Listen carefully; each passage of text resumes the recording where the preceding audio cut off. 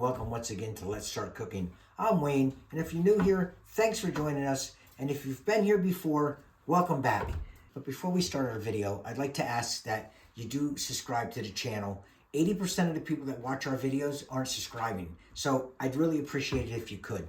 But with that taken care of, let's start with our breakfast bake. And the first thing that we're going to want to do is we're going to take, and again, I'll have all the ingredients in my description. I'm going to take one medium bell pepper, and I'm just going to cut it right down the side because we're not going to worry about it. And we're just going to take all the seeds out.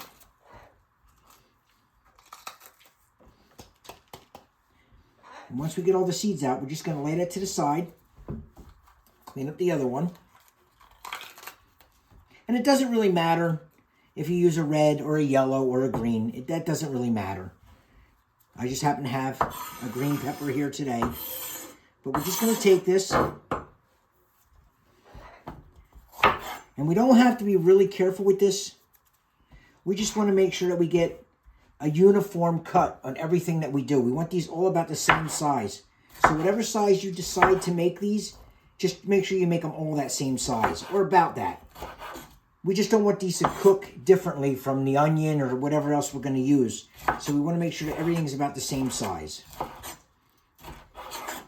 And we're just getting these right now, just something that we can handle. Because we're going to chop these up a little bit smaller than this.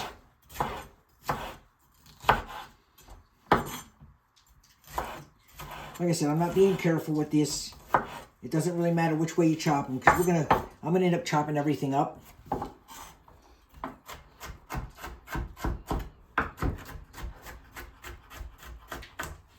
And again, if you don't like peppers, you don't have to use peppers.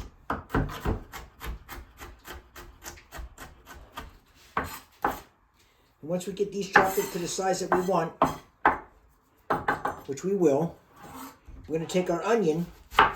I'm just going to cut that down in half real quick. And again, you don't have to do it this way if you don't want to. We just want to make sure that we get these about, like I said, about the same size everywhere around. And once you get that, we're just going to cut these right on down through.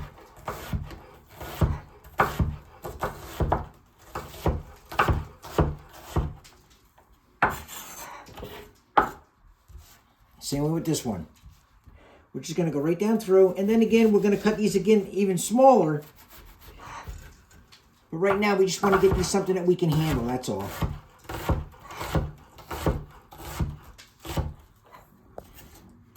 And once we get everything like this, now we'll cut this up. And we're just going to go right down through. And when we're done, we're going to want stuff about this size. Right like that. So we'll get all this chopped up and we'll get this cleaned up. And then we'll get on to our next step. Once we have our onions and our peppers chopped up to about the size that we want, we're going to set these to the side. And now what we're going to do, you can do one of two things here. I'm using hash browns, which you can buy frozen in the frozen section, or you can use tater tots if you want. But what you want is you want an equivalent of about 3 cups of these. So all we're going to do is we're going to take these, and again, just like we did with the onions, we're just going to cut these up because we want these. You can even do this if you want. You can do this with your hands if you want to crumble them up. But we're just going to take these now, and we're going to do the same things. And that's why I said you can use tater tots if you want. You can use hash browns.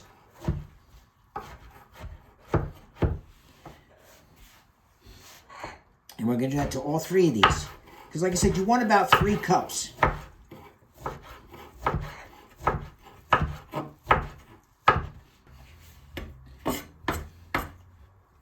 Now that we have these cut up, we're going to set this to the side. And now we're going to get ready and we'll go on to our next step, which is actually going to be cooking the sausage. Now that we have everything cut up that we wanted, we did our onions, we did our peppers, we have our hash browns cut up. What we're going to do now is we're going to actually cook our sausage. So what I like to do is I like to start with just about a teaspoon and a half of butter. And I'm going to let this melt down through the pan. Now again, I'm using a non-stick pan, but I like to cook with butter. I like the taste of butter. And it's always nice to put a little bit of extra in there. So we're going to let this get melted down. Once we get our pan nice and hot and the butter's melted down, we're going to take our sausage. Now, this is about a pound, pound and a half. You can use up to 2 pounds, or I should say 24 ounces, without having to add any more to the recipe. But we're going to take this, and we're just going to break this up. And once we get this broken up a little bit, we're not going to cook this right away. We're not looking to cook this right through now. What we're going to do is break it up.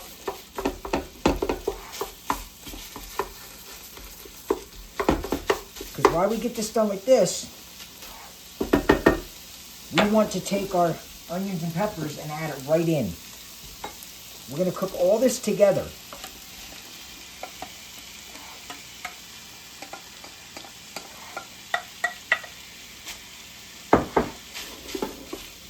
We want all this to mix together, all these flavors. You're going to cook this until your pork isn't so pink anymore. We're just going to keep it moving because we want to break this pork up as best we can. We're going to make sure that we don't see any more pink with our ground pork. When you get to this point, you see that you're almost done with your ground pork. This is the time you're going to want to preheat your oven to 400 degrees. Because we want to make sure that our oven is nice and hot.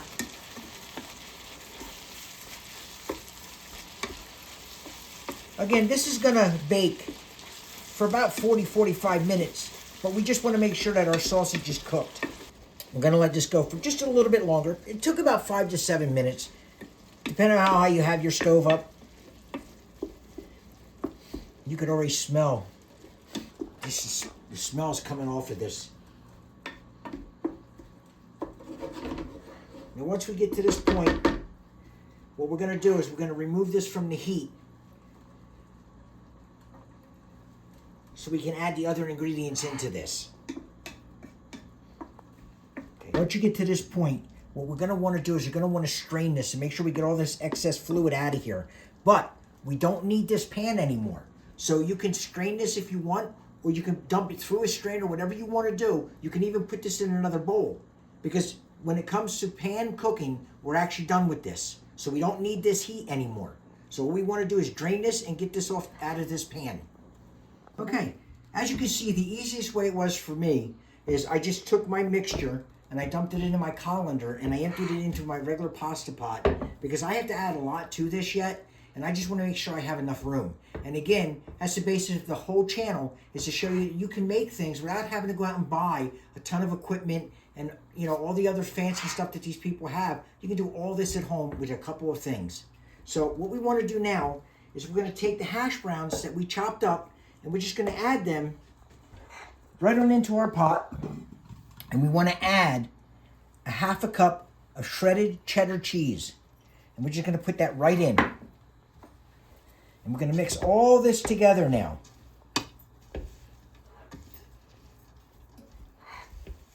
We just want to make sure we get this all nice and mixed up while our oven is heating up. And once we get this all nice and mixed up, what we're going to do, we're going to take a 13 by 9 baking pan. And we did spray it with nonstick spray. Again, like I said, you can use whatever you prefer. But we're just going to take this and we're just going to dump this right on into our pan.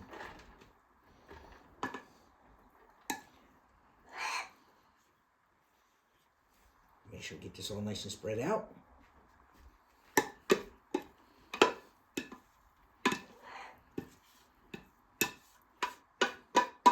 And this part here, you could actually do this the night before.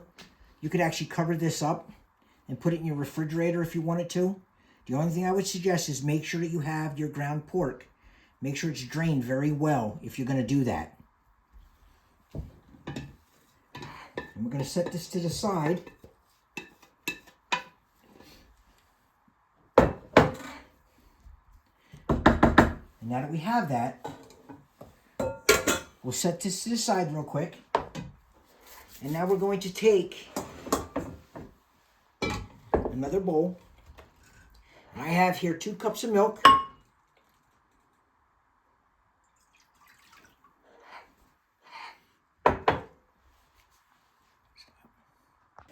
And I have Bisquick.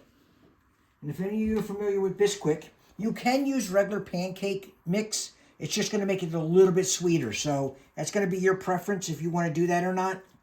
And we're just going to take our Bisquick and we're going to put it right on in.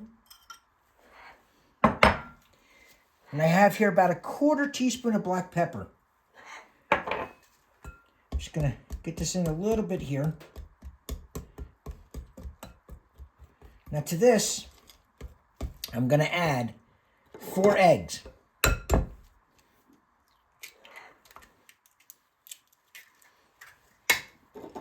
And these are large eggs. I'm just going to put them right in.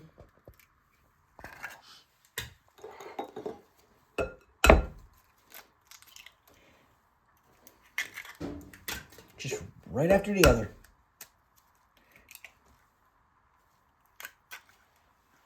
Now we're just going to mix all this together, just like we would like if we're making pancakes.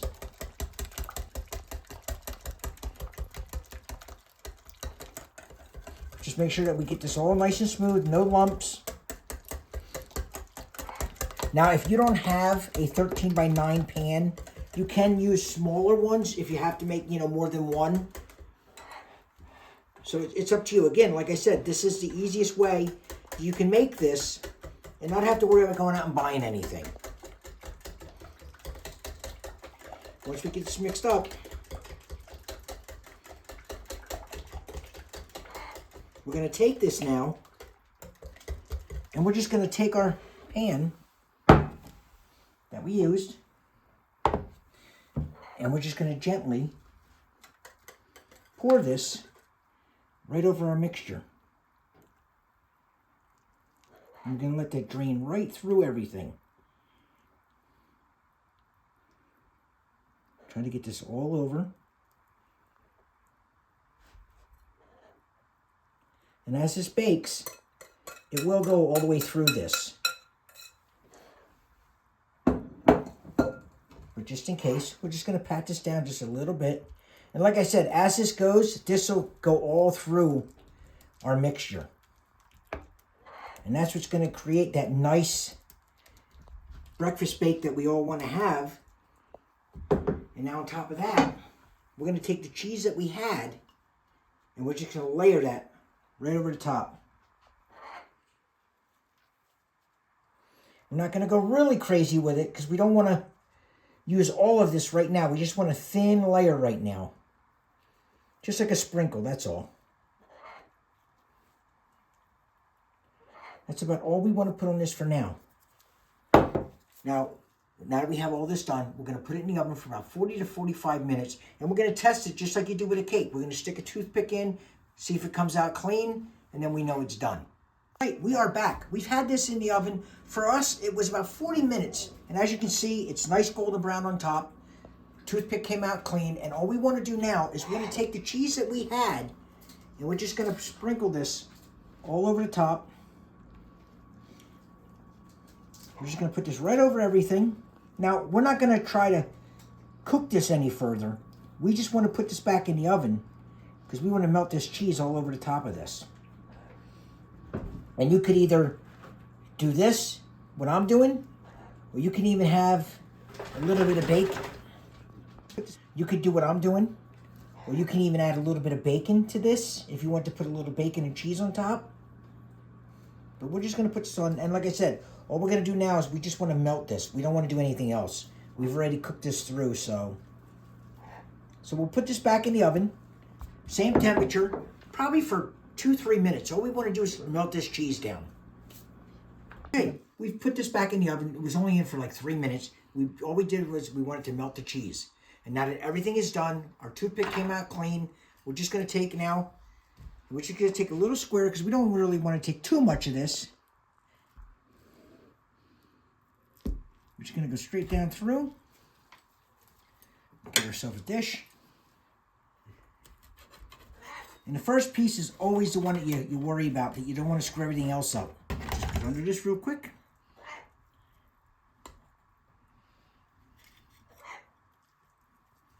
First piece is always the piece that you worry about getting out because you know you're going to mess everything else up.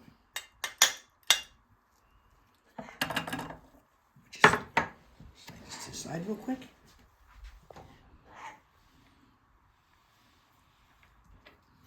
And as you can see, it's nice and done. The potatoes, you can see the peppers.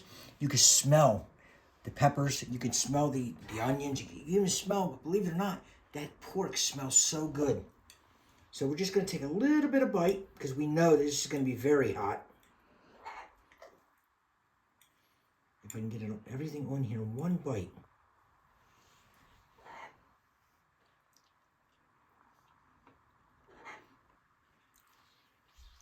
It's nice and moist. It's not dry. You get the peppers are nice and soft. The onion is soft. Everything blended together really good. This is like altogether one of the best breakfasts you can have because everything is in this and you don't have to worry about making anything else. It's all in one pan. I hope you enjoyed this video. I hope you'll like and share with your friends. And by all means, subscribe to our channel and I will see you next week.